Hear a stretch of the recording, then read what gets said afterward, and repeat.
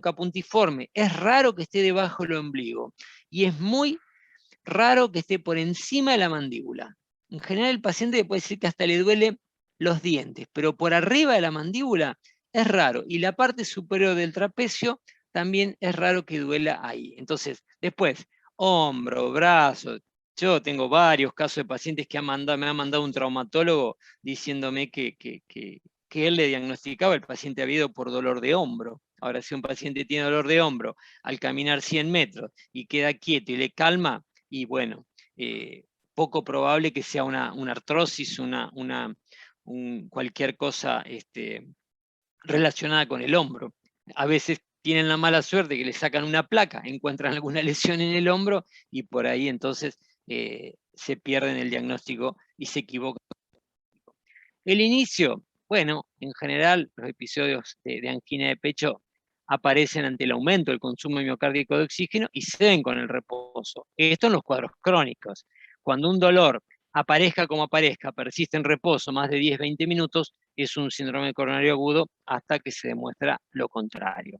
La velocidad es una cosa que siempre tienen que interrogar. El tema de cómo se inicia. El dolor isquémico en general es gradual. Por más que a los 5 minutos puede ser sumamente intenso, pero es gradual. Totalmente diferente al de la disección aórtica, que el paciente dice, yo no tenía dolor y de golpe tuve un dolor tremendo que comenzó de manera de intensidad más desde el inicio. Entonces, ese tiempo de tipo gradual hay que saber interrogarlo y nos puede ayudar a interpretar si el dolor es isquémico. La intensidad, bueno, hay diferentes formas de clasificarlo. La clasificación de 1 a 10 realmente saben identificarlo y el identificar el dolor inicial hace que después nos permita que sepan cómo va evolucionando la cosa. El dolor 10 para 10 es el más intenso que haya tenido en su vida, es variable, obviamente los dolores más francos, más intensos se dan cuando los pacientes tienen síndrome coronario agudo o tienen infarto. Los factores agravantes y atenuantes. Los cuadros de tipo coronario, anginosos, aumentan con el ejercicio, relaciones sexuales, digestión, o sea, post-ingesta, emociones y con el tabaquismo. Disminuyen cuando el paciente se queda quieto o si ya conoce sus síntomas, utiliza nitroglicerina y no se modifica demasiado ni con la respiración, ni con la palpación, ni los cambios de posición. Cuando a un paciente le duele la parte alta del tórax a nivel derecho y uno le toca la costilla y el paciente salta, y bueno, ese dolor es muy poco probable que sea coronario. También saber que los dolores más importantes de cuadros coronarios solo calman con analgésicos potentes.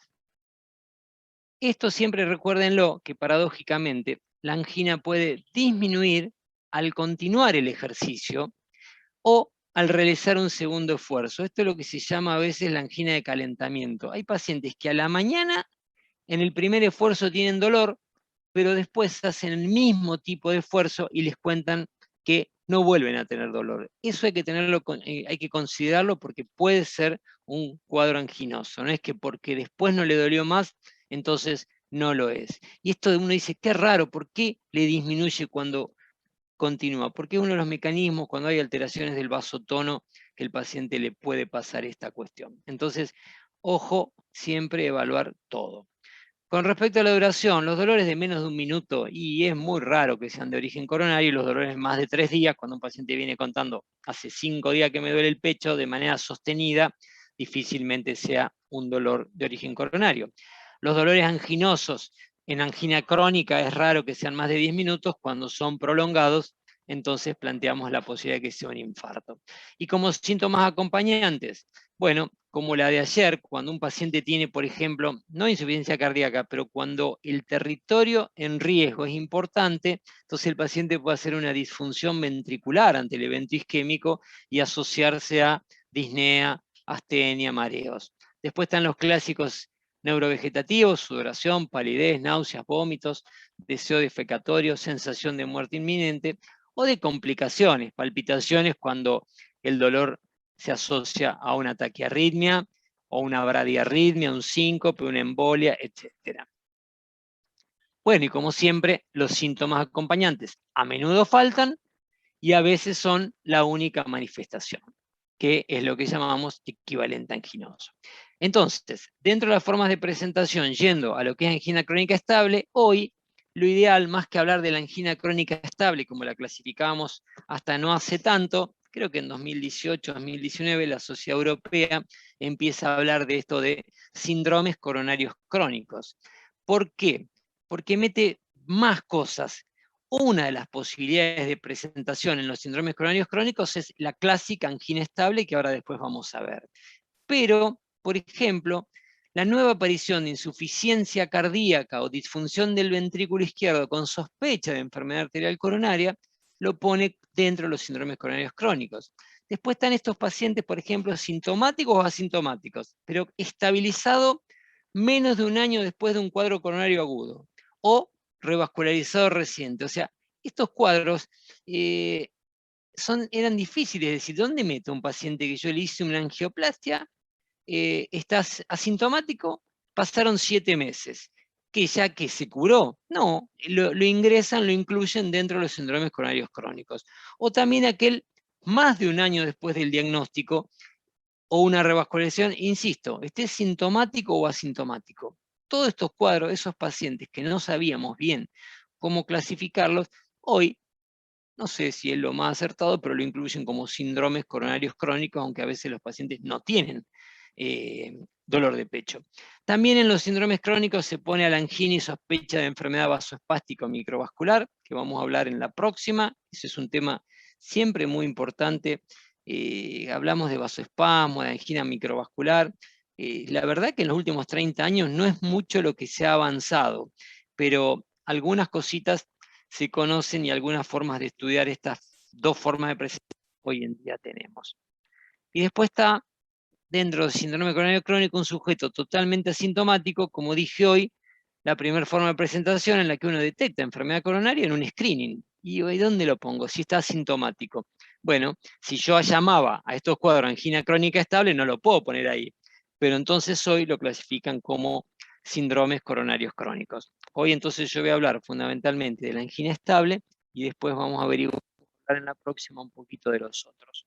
La angina crónica entonces es aquella angina de pecho caracterizada por disconfort, malestar, dolor en el pecho, mandíbula, todo lo que vimos, típicamente desencadenado o agravado por el esfuerzo o estrés y que alivia con reposo o NTG. Y usualmente ocurre en pacientes con enfermedad coronaria epicárdica que involucra una o más arterias. Según el tiempo de evolución, algunos hablan de que se define como crónica después de un mes, otros hablan después de 3 meses. Este es un cuadro que ustedes no van a ver habitualmente en la residencia porque ustedes no hacen consultorio.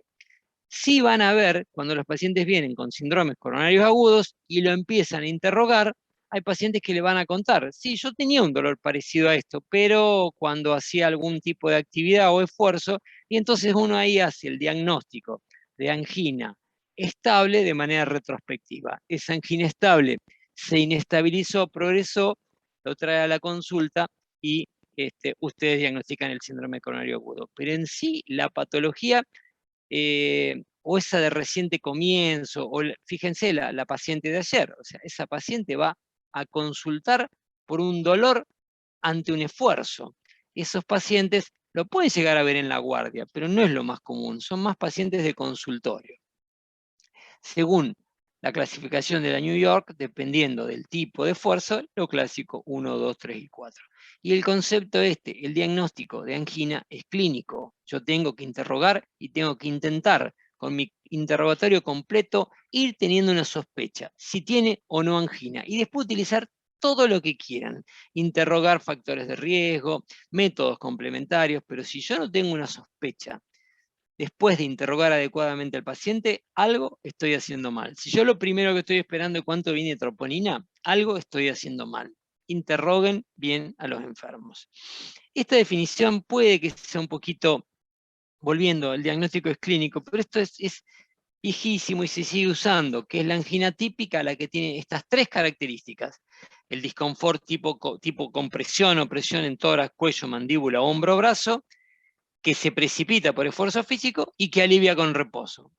O nitritos, es raro, hoy Yo no sé, la otra vez a uno de los pacientes le di nitrito sublingual, hoy es raro, yo no sé si ustedes alguna vez recetan un isordil como usábamos antes, hoy en día ya es mucho más raro, pero bueno, el que tiene esas tres características, dolor típico, que se precipita con esfuerzo y que alivia con reposo, se le llama angina típica. El que tiene dos, atípica, y el que tiene una o ninguna, dolor de pecho no anginoso. No sé, nunca me gustó demasiado esta clasificación, pero sépanla y conózcanla, y recordando siempre el diagnóstico de angina es clínico. ¿Qué podemos esperar en el examen físico de un paciente con angina estable? El examen es importante porque uno puede encontrar cosas como sospecha de anemia desde una conjuntiva pálida, encontrarnos que el paciente está hipertenso, encontrar un soplo donde hay una probable valvulopatía, una miocardiopatía hipertrófica, una taqui o bradiarritmia. Pero cuando uno se habla, bueno, perdón, también tener una idea de si hay sobrepeso, ver enfermedad vascular no cardíaca, por ejemplo, palpando pulsos, ni que hablar si uno hiciera índice tobillo-brazo, que sabemos que no se lo hace, que no se hace habitualmente, pero o sea, detectar signos que puedan ayudar a evaluar que sea responsable en parte de ese cuadro de dolor.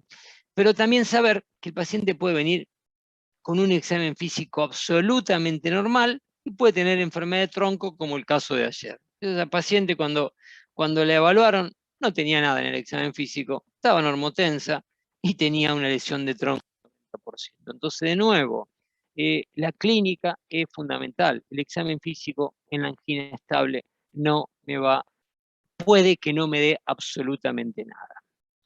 Bueno, dentro de los métodos complementarios, uno siempre, el electro es nuestro aliado, pero en el paciente sin síntomas, o sea, si yo lo detecto, obviamente una angina estable yo no lo voy a encontrar con síntomas, porque si el dolor es de esfuerzo, no viene a verme a mí haciendo el esfuerzo. Entonces el electro puede ser totalmente normal fuera de la crisis.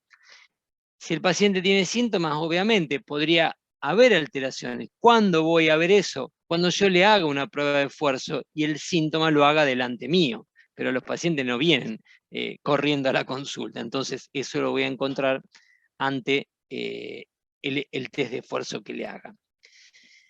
Sin embargo, incluso en ausencia de alteraciones en la repolarización, el electro puede servir como signo indirecto de enfermedad coronaria. Entonces, si ustedes tienen un dolor, sospechan un dolor anginoso, el electro no tiene un infra-LST, pero tiene ondas Q patológicas que me indican un infarto previo, alteraciones en la conducción, como un bloqueo rama, un bloqueo AB, podría ser de causa isquémica.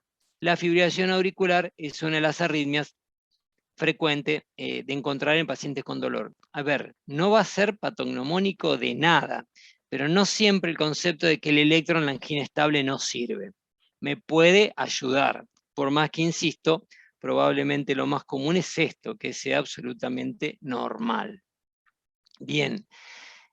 Además del laboratorio, bueno, la rutina, porque yo acá puedo ver si el paciente está anémico, si es un renal crónico, si tiene alteraciones metabólicas del sodio, del potasio, si tiene alguna alteración en la función hepática, los estudios para evaluar si es diabético y él no se conoce, perfil lipídico, función tiroidea, que hipo o hipertiroidismo se pueden asociar a enfermedad, y obviamente dentro de los exámenes de laboratorio, las troponinas no me sirven en la angina estable, pero sí me sirve para diagnóstico diferencial con un síndrome coronario agudo. Y el método también, a continuación, que uno tiene hoy enorme validez aparte del electrolaboratorio, es evaluar la función ventricular mediante un eco bidimensional. Entonces, habitualmente hacemos ecodoppler, pero muchas de las cosas con un bidimensional alcanza. Excluye causas alternativas, identifica la motilidad parietal y ve si hay alteraciones segmentarias o no, permite medir la fracción de eyección, que es clave para estratificar el riesgo, y evaluar función diastólica. Después, recién, siguiendo con los métodos complementarios, es que nos ponemos a plantear las pruebas evocadoras de isquemia. Pero entonces acá puede ser diagnósticas, cuando yo no sé si todavía el dolor es coronario, como hablábamos ayer en el Ateneo, o para estratificar riesgo cuando yo ya lo califico como anginoso. Si un paciente viene con un dolor y yo el día 1 identifico que el paciente tiene angina, al paciente hay que tratarlo. Podemos hacer lo que planteó Gustavo ayer, no le doy betabloqueante para que el test de esfuerzo me identifique mayor el riesgo, pero aspirina y estatina ya vamos a ver que son pacientes que deben recibir. ¿Qué prueba diagnóstica evocadora? Y bueno, yo ayer un poco quise que hablaran un poco todos de esto, la que uno más feeling tiene en el lugar donde trabaja. Entonces yo por ahí en el sanatorio a veces pido un tipo de estudio y en el hospital pido otro, porque sobre todo entre la perfusión miocárdica y el ecoestrés. La ergometría es la de inicio, porque a veces nos pasa en las obras sociales, que no, de entrada no te autorizan un SPEC, por ejemplo. Bueno, hay que hacerla, pero sabemos que es claramente la que menor sensibilidad y especificidad tiene, y ojo, no está indicado si el paciente tiene un bloque de rama, un Wolf, un marcapaso, si el paciente tiene alteraciones previas en la repolarización, no está indicada. Entonces, los métodos complementarios lo que van a tratar es de definir la probabilidad pretest. Y la probabilidad pretest, hay estos cuadros que son muy clásicos, que la definen simplemente analizando los 3 tipos de dolor, como dije hoy, la edad y el sexo. Y fíjense cómo son más útiles las pruebas cuando la probabilidad pretest es intermedia. A ver, si un paciente tiene una probabilidad pretest muy baja, difícil, esto es el teorema de Bayes, si la probabilidad pretest es muy baja, el resultado de la prueba va a ser difícil que me lo saque de esa probabilidad post-test baja. Si la probabilidad pretest es alta, porque pónganle, dolor típico, hombre más de 70 años, la probabilidad pretest es del 52%. Entonces, probablemente la prueba me va a seguir confirmando y si es negativa no lo voy a poder descartar de todo. Entonces, siempre tienen mayor utilidad cuando la probabilidad es intermedia. Y lo bueno es que es bastante seguro aplazar pruebas cuando la probabilidad pretest es baja, menor del 15%. Entonces, en base simplemente a tipo de dolor, sexo y edad, yo puedo hacerme una idea. Entonces fíjense que se llama probabilidad pretest baja cuando es menor al 15. Igual, en el último que se hizo, esto me acuerdo que es bastante nuevo, porque de estos cuadritos había de hace 30 años. Ahora agregaron a la disnea como similangor, y esto depende mucho a las poblaciones. O sea, no es lo mismo la sociedad noruega que la africana que la argentina. O sea, que uno debería tener una evaluación de esto propio. Bueno, nosotros por supuesto que de esto no lo tenemos. Y la probabilidad pretest, según el sexo y la naturaleza de los síntomas, permite definir, por ejemplo, ¿qué me disminuye la probabilidad de que haya enfermedad? Un resultado normal en un electro de esfuerzo, o sea, en una ergometría, o por ejemplo, ausencia de calcio en la TAC. Nosotros tenemos mucha facilidad para hacer el score de calcio. El score de calcio es útil a veces independiente de hacer, yo a los pacientes no le pido siempre la angiocoronariografía. A veces cuando hay que evaluar probabilidad, el score de calcio es interesante porque es un estudio que lleva 5 minutos, no le tengo que poner yodo y solamente lo someto a la radiación. O sea que tiene sus indicaciones para evaluar probabilidad. ¿Qué aumenta la probabilidad? Bueno, los factores de riesgo, los cambios electrocardiográficos en el electro en reposo, la disfunción del ventrículo izquierdo, o sea, si yo me encuentro una FEI del 30, después obviamente la ergometría patológica o tener un score de calcio alto. Pero fíjense lo que hablamos del caso de ayer, y el score de calcio no era demasiado malo para una paciente de 75 años. Y cuando seleccionamos pruebas, hay varias cuestiones puntuales. Por ejemplo, si yo tengo un paciente en el que la revascularización no va a estar indicada por la comorbilidad o la calidad de vida, por ejemplo, que un paciente muy añoso, que está postrado, que tiene un cuadro casi de demencia senil, y ese paciente diagnostico enfermedad coronaria, no me voy a plantear una revascularización, ni siquiera una estratificación. Tratamiento médico óptimo, punto. Después están los cuadros que hay diagnósticos de enfermedad coronaria, pero son inciertos. ahí ni que hablar, que como decíamos también ayer, que cuando el diagnóstico es incierto, la prueba funcional puede ser diagnóstica.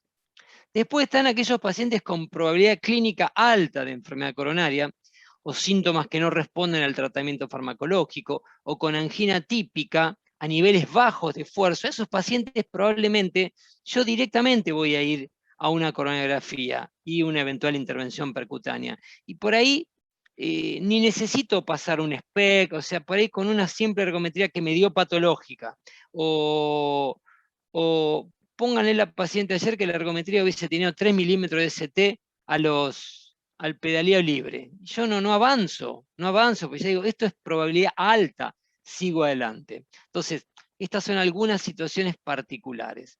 O, por ejemplo, los pacientes en los que no puedo descartar enfermedad coronaria mediante la evaluación inicial clínica, bueno, ahí sí hay que hacer pruebas no invasivas de la manera.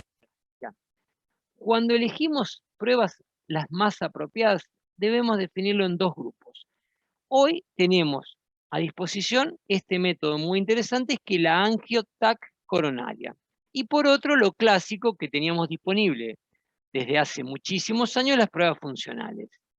La angio-TAC, acuérdense que la angio-TAC evalúa anatomía, no evalúa, no es un estudio funcional. Entonces, permite realizar una valoración anatómica no invasiva de la luz y de la pared con alta precisión para detectar estenosis coronaria obstructiva. Sin embargo, no todas las estenosis que la TAC detecta entre 50 y 90 por estimación visual tienen necesariamente relevancia funcional. O sea, todavía ustedes recuerden siempre que el angio-TAC hace una reconstrucción. Esa es la gran diferencia con la angiografía que hacemos por cateterismo. Entonces, una buena angiografía por tomografía es clave. Entonces, para ello, el paciente tiene que tener la frecuencia cardíaca más vale baja, tiene que poder no respirar un tiempo, tiene que no tener extrasístoles. Bueno, una buena adquisición, son detalles que entonces, cuanto mejor esté hecha, más información me da. Y cuando no se recomienda la angiotomografía, cuando hay calcificación coronaria extensa. Si yo hice score de calcio y me da un score de calcio altísimo, no habría ni que hacer la angiocoronariografía. O la frecuencia cardíaca irregular, porque voy a tener artefactos, un paciente muy obeso, cuando no coopera, como dije recién, o cuando no puedo tener imágenes de buena calidad. Este es un método muy interesante. Ustedes en el sanatorio lo tienen disponible. Esto no está disponible en todos lados. Entonces hay que saber vivir con esta enfermedad con las pruebas funcionales, que también son todas estas, que algunas tenemos en nuestro medio y otras no. La ergometría, el SPECT y el ECO lo tenemos, pero hoy en día también hay resonancia con estrés y PET, que son pruebas que en nuestro medio todavía no están disponibles para evaluar pacientes con isquemia. Cuando una prueba diagnóstica se usa adecuadamente, el beneficio clínico de obtener un diagnóstico certero y la instauración posterior del tratamiento excede sin duda los riesgos potenciales de la prueba. Entonces, hay que utilizar las pruebas de manera adecuada y tratar a veces de no repetir de manera innecesaria 1, 2, 3 pruebas para seguir viendo lo mismo. ¿Qué prueba de las típicas? ¿Qué me define alto riesgo? Lo cual me va a implicar que ese paciente va a pasar derecho a la coronariografía. Por eso yo ayer le decía un poco a Gustavo el tema de, bueno, a ver qué porcentaje en el SPECT había de isquemia. A veces no está informado eso. Pero vamos a la primerometría. La mortalidad cardiovascular mayor del 3% por año según el score de Duke. Cuando dieron la clase de ergometría, ¿les enseñaron a calcular el score de Duke? Cuando dio Sí. Sabrina. El año pasado, no, el anterior fue el año pasado. Sí, ¿se acuerdan que Yo Sabrina no Mireto? recuerdo. Sí, la Bueno, dio Mireto, ¿quién habló? ese es un score que tiene en base, en cuenta, el infranivel del ST, a qué carga define el riesgo de mortalidad. Entonces, por más que uno dice, bueno, pero no tengo mucha duda cuando una ergometría es de alto riesgo, pero bueno, hay posibilidad de definir con exactitud qué es alto riesgo. Si yo tengo 3 milímetros de ST, como dije antes, al pedaleo libre, bueno, Pero fíjense la ergometría de ayer. Y una ergometría totalmente inespecífica. La paciente no hizo infra con el esfuerzo y sin embargo tenía tronco. Entonces, son métodos que a veces tienen su posibilidad de su margen de error. El SPEC, el alto riesgo lo da cuando el área isquémica es mayor al 10%.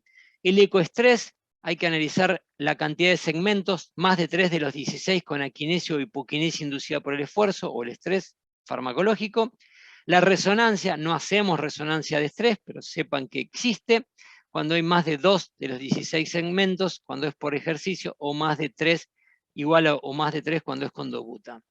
La angiotomografía, un poco ya lo que dijimos, que es alto riesgo, 3 vasos, tronco, compromiso de proximal. Y después también está, esto ya es un test funcional, pero que hacemos durante la coronografía, que es el FFR o el IFR, que ya después en algún momento lo vamos a charlar. Pero que se hace, es un test funcional invasivo. Yo estos cálculos los hago durante el cateterismo. No tenemos en el sanatorio la posibilidad de hacer esto en las coronariografías. Bien, y entonces, y ya para ir terminando hoy, yo tengo que estratificar a grandes rasgos, con toda la información que tengo hasta acá, qué es bajo riesgo. Y bajo riesgo es aquellos pacientes en los cuales la tasa anual de mortalidad cardíaca va a ser menor al 1%. Pacientes estables. No la de ayer que fue una angina de reciente comienzo. Yo hablo ya de pacientes que están estables. Y el alto riesgo son aquellos que tienen más de 3 veces ese riesgo de muerte. A los pacientes de bajo riesgo, yo les voy a instaurar tratamiento farmacológico, intervención del estado del estilo de vida y control de factores de riesgo. A ese paciente no voy a necesitar conocer la anatomía coronaria. Yo tengo pacientes en consultorio con angina estable de 10 años de evolución que nunca le hice un cateterismo. ¿Por qué? Porque tiene angina, pero la angina era alta carga, se controló totalmente con la medicación, el paciente es adherente al tratamiento médico, y quién sabe lo que tiene. No lo necesito ver, porque si el paciente tiene bajo riesgo, yo lo que sé que hay que hacer es tratarlo y controlar esto que estoy diciendo. Ahora, si es de alto riesgo, además de que hay que hacer exactamente lo mismo, tratamiento farmacológico, que ya vamos a ver, intervención del estilo de vida, control de factores de riesgo, pero en ese paciente, debido a ese alto riesgo, me tengo que plantear que puede necesitar revascularización. Por ende, ¿y cuál de ellas? Angioplastia con implante stent o cirugía, que son las dos técnicas que existen desde hace ya 40 años. Entonces, en esos pacientes, yo me voy a tener que plantear, si son de alto riesgo, hacer una coronariografía invasiva por cateterismo. Así que bueno, acá ya después arranco con tratamiento, así que el tratamiento lo vamos a dejar para el otro, para la próxima, y ver esos subgrupos que les conté. Dejamos acá.